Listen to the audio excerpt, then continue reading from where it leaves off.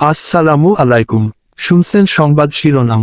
বাঞ্ছারামপুর কলেজের দাতা সদস্য হতে কলেজে হামলা ও প্রতিষ্ঠাতা হত্যার হুমকি, আতঙ্কে কর্তৃপক্ষ। এখন শুনবেন বিস্তারিত।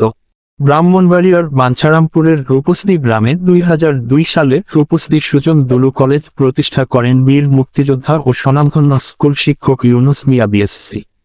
তার পরিবারের ওয়াকফ করে দেওয়া 107 শতক জমির উপর এই কলেজ প্রতিষ্ঠা করেন তিনি।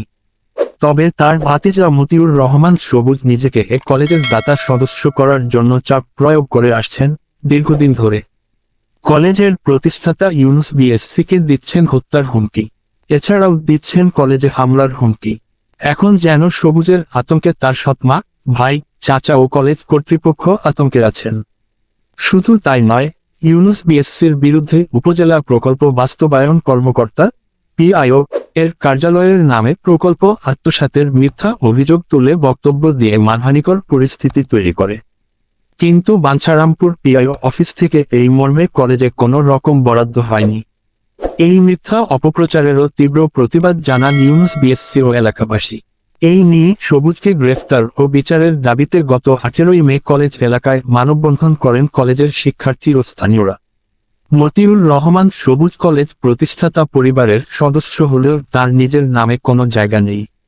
জোর করে তিনি সদস্য হতে চাইছেন বলে অভিযোগ পাওয়া গেছে। বিভিন্নভাবে শিক্ষক ও কলেজ প্রশাসনের উপর চাপ সৃষ্টি করেন। এতে শিক্ষার স্বাভাবিক পরিবেশ বিঘ্নিত হচ্ছে বলে অভিযোগ শিক্ষার্থীদের। এ বিষয়ে কলেজের অধ্যক্ষ মোহাম্মদ জালাল উদ্দিন হান্নান বলেন, যেই দলিলের ভিত্তিতে সবুজ দাতা সদস্য হতে চাইছে সেই দলিল অনুযায়ী সে জমির মালিক কিনা, এটা নিয়ে দ্বন্দ্ব সংঘাত কাজ করছে। সে অযাচিত কর্মকাণ্ড করছে। এদিকে সবুজের বিরুদ্ধে 26 এপ্রিল বাঞ্ছারামপুর মডেল থানায় জিডি করেছেন ইউনুস মিয়া। জিডিতে তিনি উল্লেখ করেন, তার ছোট ভাই লুৎফুর রহমান জীবিত অবস্থায় সবুজের হাতে লাঞ্ছিত ও নির্যাতনের শিকার হয়েছিলেন। সেই জন্য তিনি নিজে সবুজের বিরুদ্ধে জীবিতকালীন সময়ে থানায় জিডিও করেছিলেন। সবুজ তার পরিবারের অন্যান্য অংশীদারদের বঞ্চিত করে সবুজ পিতার কাছ থেকে প্রতারণামূলক দলিলের মাধ্যমে 180% মূল্যবান জমি লিখে নিয়ে দখলের চেষ্টা করেন। এই ব্যাপারে লুৎফুর রহমান আদালতের আশ্রয় নিলে জমির উপর নিষেধাজ্ঞা জারি করা হয়। ওই মামলায় সাক্ষী হওয়ায় ইউনুস মিয়ার উপর ক্ষুব্ধ হন সবুজ। সবুজের বিরুদ্ধে অভিযোগ এলাকাবাসী সহ খোদ তার সৎমা, ভাই সহ আরও অনেকের অভিযোগ আছে। এ বিষয়ে রূপসী গ্রামের সবুজের এক আত্মীয় নীলুফা বেগম বলেন, সবুজের জন্য খেতে ধান করতে পারি না।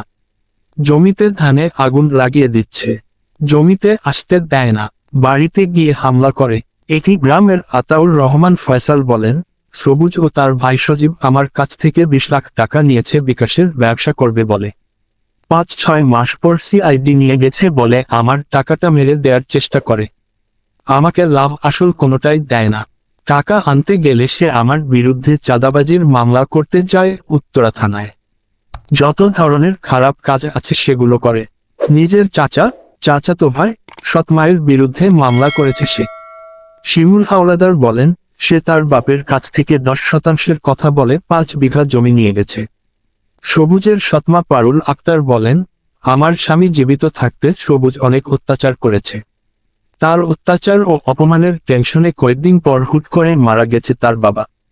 এই বিষয়ে সবুজের সৎ ভাই দীপু বলেন, সে আমার আব্বুর কাছ থেকে 10 শতক জায়গার কথা বলে জালিয়াতি করে সব জমি প্রতারণা করে নিয়ে গিয়েছে। এ ব্যাপারে সবুজের ফুফু সাফিয়া খাতুন বলেন, আমার এক ভাইকে অত্যাচার করে মারছে, জালিয়াতি করে জমি লিখে নেয়ার কারণে আমার ওই ভাই মারা গেছে। তবে মতিউর রহমান সবুজ তার বিরুদ্ধে অভিযোগের বিষয়ে বলেন, ইউনুস বিএসসি তার জমির মাটি কেটে নিয়েছেন। তার সাথে মামলা মোকদ্দমার প্রেক্ষিতে তিনি তার বিরুদ্ধে এসব অভিযোগ করছেন, যা মিথ্যা।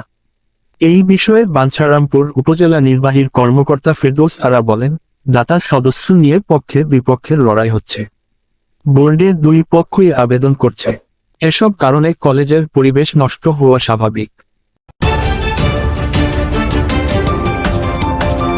ব্রাহ্মণবাড়িয়া 24.news